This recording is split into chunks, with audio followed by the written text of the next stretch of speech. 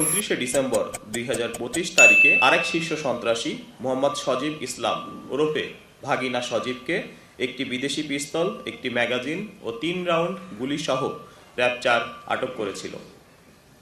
গোপন সংবাদের ভিত্তিতে র্যাব 4-এর একটি আভিযানিক দল জানতে পারে তারা ঢাকা মহানগরীর শাহ আলী থানাধীন গোড়ার চটবাড়ি বেরিবাদ এলাকায় কতিপয় চিহ্নিত অস্ত্রধারী সন্ত্রাসী অবস্থান করছেন।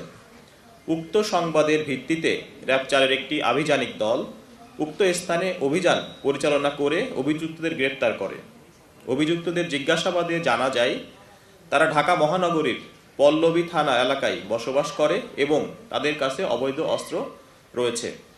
পরবর্তীতে তাদের দেওয়া তথ্যের ভিত্তিতে ঢাকা মহানগরীর পল্লবী থানাধীন লালমাটি উচ্চ বিদ্যালয় সংলগ্ন এলাকা থেকে অভিযান পরিচালনা করা হয় এবং সেখানে তাদের দেওয়া তথ্য মতো তাদের দেখানো এবং তাদের বের করে দেওয়া সাপেক্ষে আমরা একটি বিদেশি পিস্তল, একটি বিদেশি রিভলভার, একটি ম্যাগাজিন এবং 11 রাউন্ড তাজা গুলি লোডেড অবস্থায় উদ্ধার করি।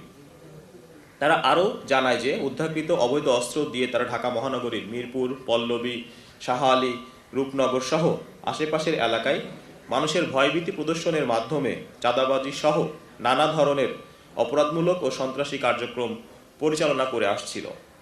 এছাড়াও একই অভিযানে উক্ত আসামিদের সহিত কুখ্যাত মাদক ব্যবসায়ী বাবু ওরফে পিচ্চি বাবুকে ইয়াবাসহ গ্রেপ্তার করা হয়।